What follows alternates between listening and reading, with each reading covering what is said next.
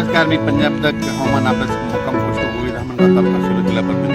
राज्यात एकंदरीत परिस्थिती बघायची झाली तर राज्यामध्ये आता म्हणजे 13 तारखेपासून म्हणजे 13 सप्टेंबरपासून ते 19 सप्टेंबरपर्यंत राज्यात उघाड राहणार आहे. ज्या शेतकऱ्याचं सोयाबीन आलेलं असेल तुम्ही काय करा, हे 8-10 दिवसात काढा, एक दिवस ऊन द्या, नंतर त्याच्यानंतर झाकून ठेवा, म्हणून हे अंदाज लक्षात घेतात. पण त्याच्यानंतर राज्यामध्ये परत पुन्हा 20 तारखेला परत पाऊस सुरू होणार आहे, म्हणून हे देखील सर्व शेतकऱ्यांना लक्षात घेतात. पण राज्यामध्ये 12 तारखेपासून तर 20 सप्टेंबरपर्यंत हवामान कोरडं राहणार आहे. विशेष म्हणजे पश्चिम महाराष्ट्रात कोरडं राहणार आहे. त्याच्यानंतर बार्शी, धाराशिव जिल्हा, त्याच्यानंतर लातूर जिल्हा, त्याच्यानंतर सोलापूर, सातारा, सांगली, कोल्हापूर, नगर जिल्हा या भागात तर 12 तारखेपासून म्हणजे उद्या 12 पासूनच चांगलं ऊन सूर्यदर्शन होणार आहे. आणि ज्यांच्या शेतकऱ्याचा उडीद असेल, ज्यांचं सोयाबीन काढणी चालू आहे, त्यांच्यासाठी ही आनंदाची बातमी.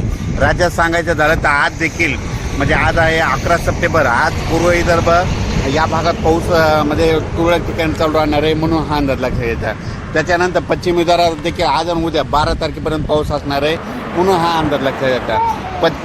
विदर्भामध्ये मात्र 14 तारखेपासून चांगलं सूर्यदर्शन होणार आहे. त्यांच्यासाठी ज्या शेतकऱ्याचं सोयाबीन आलेलं आहे त्यांना त्या 8 दिवसात आलेलं असतं तर तुम्ही काढा, झाकून ठेवा. नसा परत शेतकऱ्याला सांगू इच्छितो, तुमच्यासाठी परत म्हणजे सोयाबीन काढणीसाठी शेतकऱ्याला यावेळेस वरून राजे चान्स देणार आहे, म्हणजे विश्रांती घेणार आहे, सोयाबीनच्या वेळेस विश्रांती घेणार आहे, म्हणून हा अंदाज लक्षात घ्यायचा. तारखेच्या नंतर परत पाऊस येणार आहे, म्हणून हे लक्षात घ्यायचं. त्याच्यानंतर 12-13च्या दरम्यान म्हणजे 12 आणि 13 सप्टेंबरला म्हणजे उद्या 12 आणि 13 सप्टेंबरला उत्तर महाराष्ट्राकडे म्हणजे पाऊस असणार आहे.